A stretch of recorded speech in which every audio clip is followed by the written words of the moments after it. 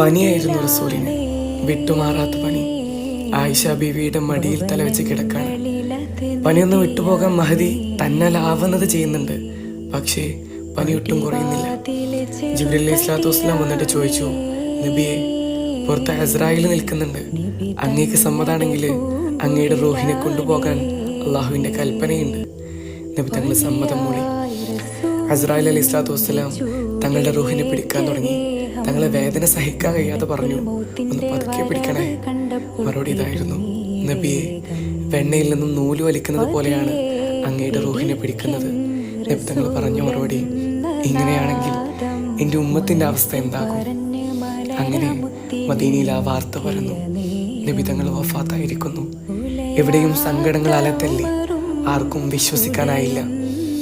ആരാണ് എൻ്റെ നബി വഫാത്തായി എന്ന് പറയുന്നത്? അവരുടെ തല ഞാൻ വെട്ടുമെന്ന് ഊരി പിടിച്ച വാളുമായി ഉമർത്തങ്ങൾ ലക്ഷ്യമില്ലാതെ പറഞ്ഞു നടന്നു. നബിയില്ലാത്ത മദീന എനിക്ക് കാണണ്ട, എൻ്റെ കണ്ണിൻ്റെ കാഴ്ച നീ എടുത്തു കളയണേ എന്ന് ഒരു സ്വഹാബി. ജീവനായിരുന്നു നബി. പക്ഷേ നബി തങ്ങൾ വഫാത്തായിട്ടില്ല, നമ്മളിലൂടെ ജീവിക്കുന്നുണ്ട്. ഒരുപാട് നന്മകളായി, സ്നേഹങ്ങളായി, പ്രണയമായി. ചാരത്തേക്കൊന്ന് വിളിക്കണേ റസൂലേ.